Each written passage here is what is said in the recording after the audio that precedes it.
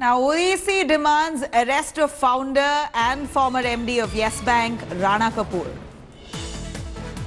OEC there demands the arrest of founder and former MD of Yes Bank, Rana Kapoor. Rana Kapoor had founded Yes Bank after permissions from the RBI back in 2004. And here is OEC there.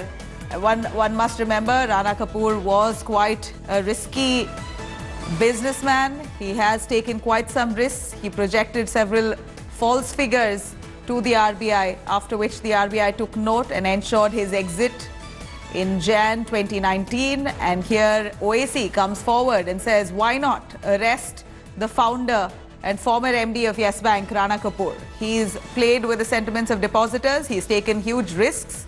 And it's about time that he is arrested and brought to book for a crisis like this.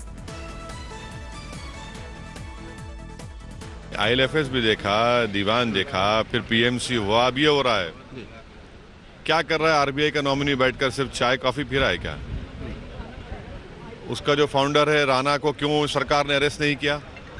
जिस तरह दूसरे लोगों को आपने airport पर notice लगा दी, भागने से रोका, इसको क्यों अरेस्ट नहीं किया? और सब जानते थे कि येस बैंक डूबने वाला है।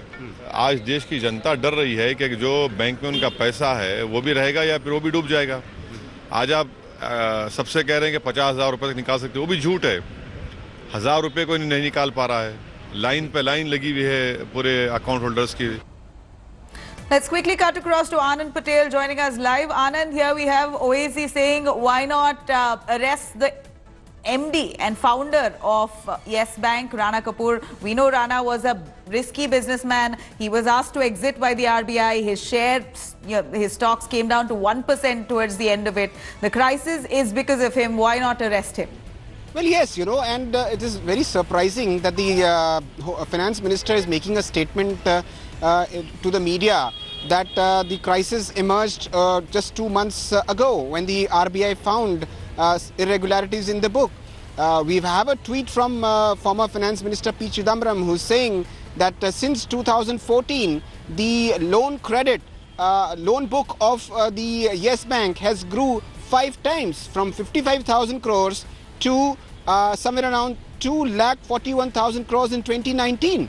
So why was the RBI not monitoring the situation at a time when the Yes Bank credit was growing at just 10%? So clearly there is a mismatch in what the government is saying and what is the situation on the ground. We've heard numerous depositors saying that the branches are not releasing the money as per the directions issued by the RBI. 50,000 rupees is even that money is not available. So clearly the government will have to rush in, and RBI will have to rush in cash to these branches where the depositors are panicking. And also on the long-term basis, the government will need to come up swiftly with a restructuring plan, so that some of the big banks like the SBI, the chairman met the finance minister in the parliament earlier today.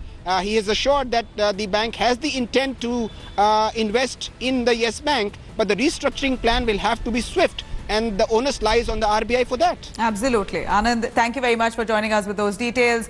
Here we're looking at a massive crisis at hand. The government needs to address it. Nirmala Sitharaman, Finance Minister, assures that things will be fine, but it must be done swiftly.